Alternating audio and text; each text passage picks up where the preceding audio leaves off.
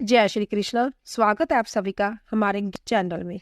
आज हम आपको कार्तिक मास के 5 भिक्षु की कहानी सुनाएंगे, जो कि पंच विषम में 5 दिन सुनी जाती है। आइए शुरू करते हैं।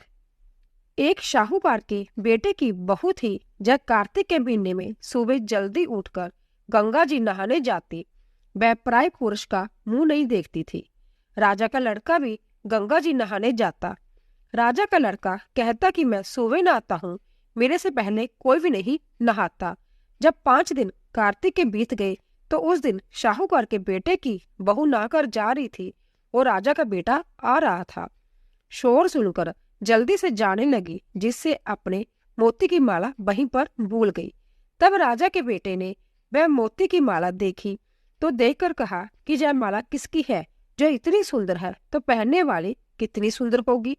बाद में सारी नगरी में ढिंडोरा पिटवा दिया कि यह माला जिसकी है वह मेरे पास 5 रात आएगी, मैं उसकी यह माला दे दूंगा। और खुद वहां तोते का पिंजरा टांग कर बैठ गया। सुबह शाहूकारनी की बहू आई तो पहली पैड़ी पर पाँव रखा तो बोली कि अगर मेरे में सत है तो इसे नींद आ जाए। और भगवान ने उसका सत रख दिया और उसे नींद आ गई और वह नहाकर चली गई।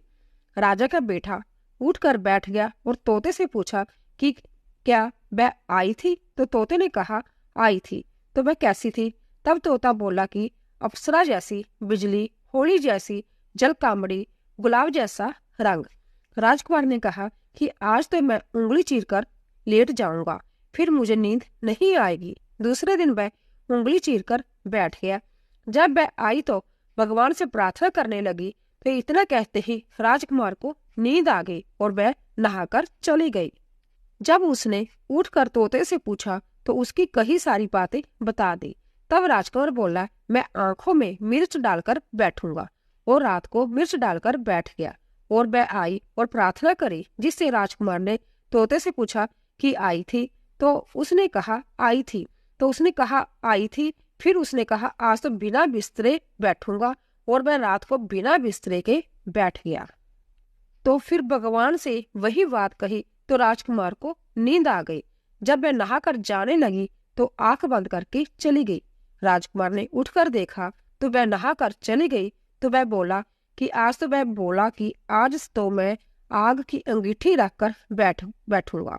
शाहूकार की बहू आई तो भगवान से कहा कि 4 रात तो निकाल दी, परंतु आज की रात और निकाल दो। भगवान ने उसका सत रख दिया और उसे नींद आ गई। जब वह नहाकर जाने लगी तो वह तोते से बोली कि पापी हथियारे से कह दिया कि तेरी 5 रात पूरी हो गई है, इसीलिए मेरी मोतियों की माला मेरे घर भेज देना। फिर राजा ने तोते से पूछा कि वह आई थी? तो तोते ने कहा कि वह आई थी और उसने अपनी माला मंगवाई है। तब राजकुमार ने सोचा कि वह तो सच्ची थी, उसका तो भगवान ने भी सत रख लिया। थोड़े दिन बाद राजकुमार के शरीर में कोढ़ निकल गया और वह तड़फने लगा। तो राजा ने ब्राह्मण को बुलाकर पूछा कि मेरे बेटे का शरीर क्यों जल रहा है? तब ब्राह्मण ने कहा कि उस शाहूकार की बहू को धर्म की बहन बना ले और उसके नहाए हुए जल से नहाए तो इसका कोढ़ ठीक हो जाएगा।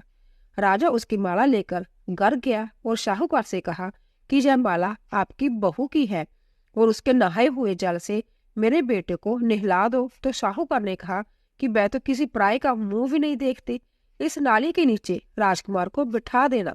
जब वह नहाएगी तो ऊपर से वह पानी गिर जाएगा। बाद में राजकुमार बैठ गया और नहाया तो उसकी चंदन जैसी काया हो गई। हे पंच भिक्षु देवता, जैसा शाहूकार की बहू का सत रखा वैसा सबका रखना। कहते सुनते हंकारा बरतते जाइयो, अपने सारे परिवार का सत रखना। बोलिए बांके बिहारी लाल की जय।